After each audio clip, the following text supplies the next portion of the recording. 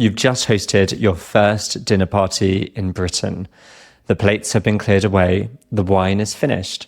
Everyone's saying goodbye. One guest smiles. That delicacy from your country was really interesting. Another adds, what a memorable evening. The last says, we must do this again sometime soon. Your guests wave, step out into the night, and you feel quite proud. You've nailed it. You've had great success. Then your British partner looks at you sadly and says, they hated it. So you close the door, disappointed, realizing that you've been a victim yet again of perfidious Albion, a classic nickname for Britain that means the untrustworthy or deceitful England. Welcome to English and Beyond Intermediate English Podcast. I'm Oliver, an English, Spanish and Latin teacher from the UK. There is a free transcript and vocabulary flashcards available for this episode at morethanAlanguage.com in case you don't understand something from this episode. And in fact, this whole episode is about not understanding things, even when you speak the language at a high level like you do. Because sometimes it's not the words themselves that are difficult to understand, but instead the meanings hidden behind them. But when you do understand what a euphemism is, please consider leaving me a quick review. You could even do it with your best euphemism if you want to be a little bit cruel. I live in Valencia, Spain, and I meet a lot of Spanish people who have lived or spent time in the UK, and they often complain that British people are hopelessly indirect, that we never say what we really mean.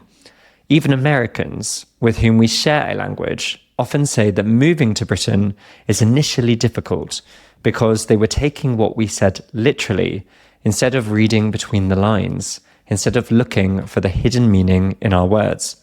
So, returning to our imaginary dinner party, if you analyze it again with a British translator, you'll realize that what your guests may have been saying was, the food was odd, the evening was long and or awkward, and please don't invite us again anytime soon. That's the strange reality of the English language as spoken by British people. It allows them to criticize, complain, or even insult you without ever sounding really impolite, without you realizing what's going on. The English language is full of expressions that sound kind, respectful, or even charming, but what they really do is make uncomfortable things sound softer and easier to accept. For example, we say, he's passed away, instead of he's died. You're being let go, instead of you're being fired from your job. And then you're between jobs, instead of unemployed. These expressions are called euphemisms, polite or indirect ways of saying something unpleasant, awkward, or socially risky. The word euphemism comes from ancient Greek. The first part, eu, means good or pleasant, and the second part, pheme, means speech or saying. You can hear you in words like eulogy, literally good words, usually spoken at a funeral about the person who has died, or utopia, meaning a good or a perfect place.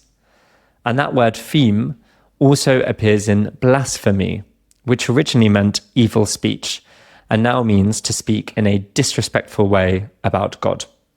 So quite literally, euphemism means good speech, language that makes something unpleasant sound a little kinder.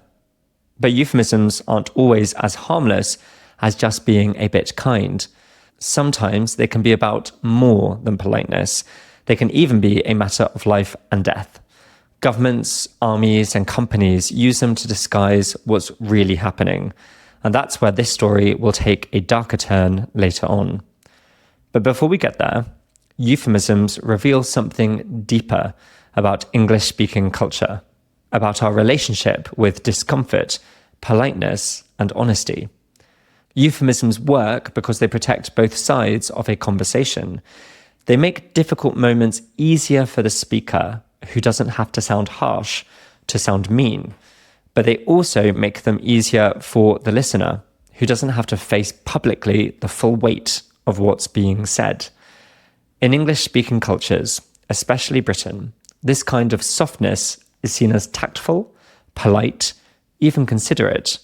Directness can sound rude, uncomfortably emotional, or excessively dramatic.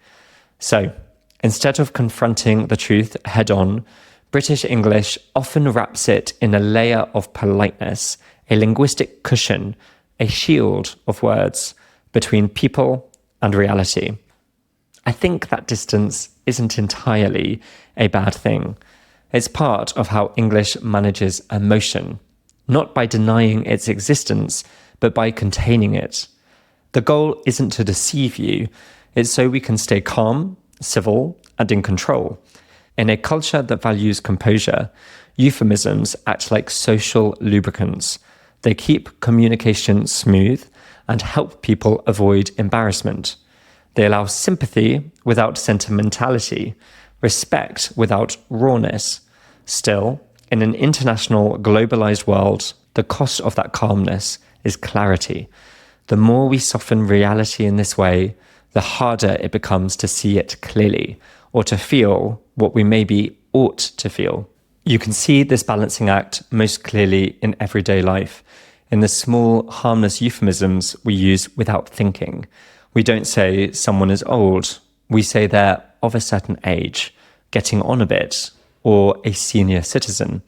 We don't say someone is fat, we say they're curvy, full-figured, or big-boned. And when someone is extremely unhappy, we might say that they're having a bit of a rough time instead of clinically depressed. These phrases aren't exactly lies. They're arguably small acts of kindness. They soften the edges of language so that no one feels too exposed, too judged, or too humiliated. There are two main problems with this from my point of view. The first is that once a euphemism becomes widespread, it ironically often loses the very politeness it was meant to provide. When everyone knows what the nice word really means, it stops feeling kind and starts sounding patronizing. Big-boned or curvy, for example, might seem gentler than overweight, but they're arguably worse because it pretends not to say something while still saying it. The person on the receiving end can hear both messages at once: the judgment of the extra weight, but also a condescending attempt to hide that judgment. At that point, the euphemism no longer protects anyone's feelings. It just adds a layer of awkwardness on top of the truth. The second major problem is that some euphemisms can cause more harm than just personal offense.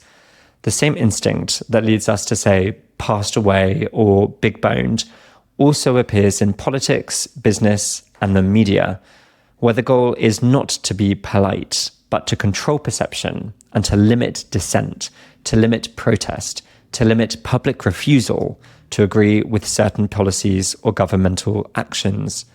Governments have used euphemisms like collateral damage to describe careless civilian deaths, or enhanced interrogation to mean torture, or restructuring instead of mass layoffs. These phrases don't make reality softer to save us from hurt feelings. They try to make an outrageous reality invisible, to avoid accountability, to avoid taking responsibility for failures. And yet, the reason they work is the same. As people, we want to stay comfortable. We accept these expressions because they sound professional, they sound calm and civilized, qualities that we value. But euphemistic politeness at that level becomes something much darker, a way to hide responsibility. And yet, despite these problems, we can't quite live without these euphemisms. Total honesty might sound admirable and logical, but in practice, it would be unbearable. Language needs diplomacy as much as it needs truth. Euphemisms allow us to talk about illness, death, and failure without cruelty. They help us to show tact. They help us to show sensitivity in moments when silence would be worse. In that sense, they serve an important social function. Euphemisms protect relationships. The challenge with euphemisms is to know when softness becomes avoidance, when kindness starts to blur into denial. So then, why do British people so often say one thing and mean another? These euphemisms exist to keep the peace, to smooth over embarrassment, to soften conflict, to make life slightly less uncomfortable for us. They allow people to stay polite, to save face, to save pride, and to move on without showing too much emotion. But we also need to remember that this comfort does come at a cost. The more carefully we choose our words, the further we move from the truth behind them. So, next time someone calls your cooking interesting or says that a situation is not ideal, you'll know what they mean. And maybe you'll even admire the artistry of their indirect expression. Thank you for listening. I hope you found this episode more than interesting, and we must do this again sometime soon. Until next time.